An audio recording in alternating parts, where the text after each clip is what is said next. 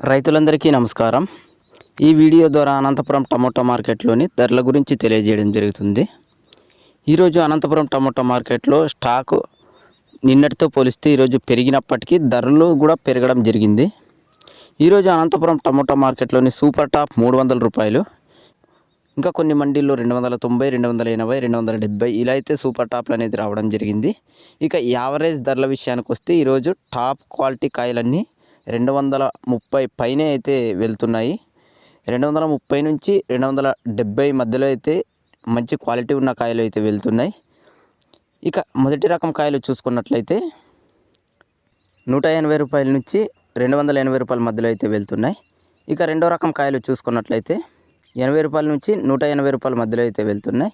ఇక third quality గోళీలు మచ్చలు 30 రూపాయల నుంచి 80 రూపాయల మధ్యలో అయితే వెళ్తున్నాయి.